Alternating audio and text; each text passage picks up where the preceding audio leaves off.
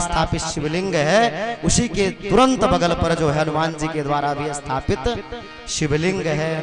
तो हनुमान जी के द्वारा भी स्थापित शिवलिंग की प्रतिष्ठा करवाते हैं। और उस ज्योतिर्लिंग का नाम क्या रखा? रामेश्वर। बोले रामेश्वर का मतलब क्या होता है, रामेश्वर किसे कहते हैं? तो जब राम जी से पूछा तो राम जी ने क्या कह दिया? रामस्य ईश्वरः यस्य सः रामेश्वरः। अर्थात राम जी के जो ईश्वर हैं वही रामेश्वर कहलाएंगे, राम जी ने कहा। और जब भोलेनाथ से पूछा गया कि आप बताओ रामेश्वर का मतलब क्या है, तो भोलेनाथ ने समास को परिवर्तित कर दिया। भोलेनाथ ने कहा रामेण ईश्वर है यस्य सः रामेश्वर है। राम जी जिनके ईश्वर हैं वही रामेश्वर। भोलेनाथ से पूछा तो भोलेनाथ ने कह दिया राम जी जिनके ईश्वर हैं वह रामेश्वर है। और राम जी ने क्या कहा? भोलेनाथ जिनके ईश्वर है वह रामेश्वर है। इस प्रकार रामेश्वर की नहीं, रामेश्वरम की स्थापना हो गई। रावण सीता को लेकर के पुनः चले गए लंका। और उसके बाद भगवान शिव का समर्चन कर रहे थे राम जी। और अर्चन कैसे कर रहे थे? 1000 कमलों से राम जी अर्चन करने लगे। तो मंत्र था 1000 कमलों का। इंद्र आए और एक कमल चुरा करके लेकर के भाग गए, छिप गए। भगवान शिव को कमल बहुत प्रिय है, कमल भगवान शिव को अत्याधिक प्रिय है। तो आज राम जी 1000 कमल भगवान श्री शिव जी को चढ़ा रहे थे। तो एक कमल कम पड़ गया, एक मंत्र अधूरा रह गया। अब राम जी ने सोचा कि अरे यहाँ पर मंत्र तो 1000 कमल का है, लेकिन यहाँ पर 999 ही कमल हैं, अब क्या करें? तो राम जी ने कहा कि लोग कहते हैं कि हमारा हाथ भी कमल है, पैर भी कमल है, मुख भी कमल है, हमारे अंगों की तुलना प्रायः कमल से करते हैं। लोग कहते हैं, क्या कहते हैं? नव कंज लोचन कंज मुख कंज पद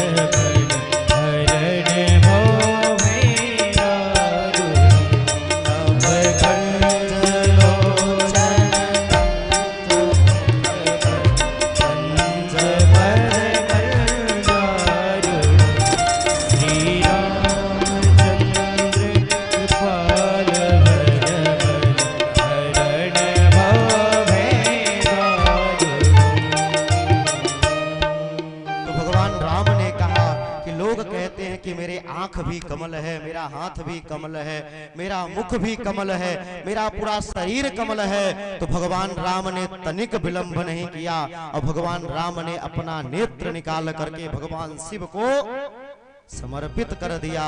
वही भोलेनाथ का तीसरा नेत्र बन गया। प्रेम से बोले शंकर भगवान की, उमापति महादेव की जय। तो महाराज राम जी शंकर जी को इतना मानते हैं कि अपना नेत्र निकाल करके समर्पित कर देते हैं और वही अर्पित कर देते। नाथ का तीसरा नेत्र है। तो शिव जी में, राम जी में कहीं बड़ा छोट कहत अपराधो, किसी भगवान को छोटा किसी को बड़ा ये कहने का अपराध कभी मत करना, कभी अपराध मत करना कि राम जी बड़े हैं, कि श्याम जी बड़े हैं, कि भोलेनाथ बड़े हैं, कि दुर्गा मैया बड़ी हैं। अरे अपनी अपनी भक्ति है। किसी को हमारे भोलेनाथ अच्छे लगते हैं तो किसी को बांसुरी बजाते हुए हमारे कान्हा जी अच्छे लगते हैं, ठुमक ठुमक चलते हैं, तिरछी नजरों से बाल घुंघराले पीतांबर को धारण किए हुए, मोटे मोटे काजल लगाए हुए। तो किसी को हमारे श्याम जी अच्छे लगते हैं, किसी को धनुष बाण लिए हुए भगवान राम जी अच्छे लगते हैं, किसी को 8 भुजा वाली माता जी अच्छी लगती हैं, किसी को सूंड वाले गणपति जी अच्छे लगते हैं। तो अपनी अपनी आस्था है, लेकिन ना कोई छोटा है ना कोई बड़ा है। कहीं बड़े छोट कहत अपराधु। बाबा ने कहा कहा कि किसी को छोटा या बड़ा कहने की भूल मत करना। और शंकर जी तो इतने दयालु हैं, इतने दयालु हैं कि शंकर जी की भक्ति सबसे आसान है। शंकर जी इतने दयालु हैं कि एक महिमन में श्लोक आता है, भगवान की आराधना है, बड़ी सुंदर आराधना है भगवान भोलेनाथ की। भोलेनाथ की वो आराधना क्या है? अब मुझे अर्थ देखो, इसे व्याकरण के शास्त्र से तो मैं अर्थ नहीं लगाता हूं, लेकिन अपनी भावांजलि जो है आप सबको बताता हूं। आप सबको कहना क्या है कि आत्मा त्वम गिरिजामति सहचरा। हे भोलेनाथ आप कौन हो? तो कहा आत्मा त्वम, आप मेरी आत्मा हो। भोलेनाथ कौन है? आत्मा है। आत्मा तुम और गिरिजामती सहचरा, जो मेरी मति है, जो मेरी बुद्धि है, वह कौन है? पार्वती जी हैं। सहचरा प्राणा, जो हमारे प्राण हैं वह आपके गण हैं, नंदी श्रृंगी भृंगी सर्प देवता कार्तिकेय जी आदि आदि। आत्मा तुम गिरिजामती सहचरा प्राणा शरीरम गृहम। हे भोलेनाथ मैं आपका मंदिर नहीं बना सकता, मेरे अंदर उतना सामर्थ्य नहीं है कि मैं आपका मंदिर बना पाऊं, इसलिए मेरे इस शरीर को आप अपना मंदिर समझ लेना। इस शरीर को क्या समझना? मंदिर समझ लेना। और जो मेरी आत्मा है वो आप हो, जो मेरी बुद्धि है वो पार्वती जी हैं, जो मेरे प्राण हैं वो आपके गण हैं। और प्राणा शरीरम गृहम, और जो मेरा शरीर है इसी को आप अपना मंदिर समझ लेना। पूजा ते विषयोपभोग रचना निद्रा समाधि स्थिति। हे भोलेनाथ मैं आपका पूजन अर्चना नहीं कर सकता, तो जो भी हमारे पास है, जो मैं विषयों का भोग करता हूँ, इसी को आप अपना पूजन समझ लेना। पूजा ते विषयोपभोग रचना निद्रा समाधि स्थिति। हे भोलेनाथ आप तो समाधि लगाने वाले हो, लेकिन हम पापात्मा हैं, हम समाधि नहीं लगा सकते। तो जो मेरी निद्रा है, जो हम सोते हैं, इसी को आप अपनी समाधि समझ लेना। जो रात्रि में हम सो जाते हैं, इसी को आप अपनी समाधि समझ लेना। मेरे शरीर को आप अपना मंदिर समझ लेना। जो मेरी बुद्धि है इसे आप पार्वती समझ लेना।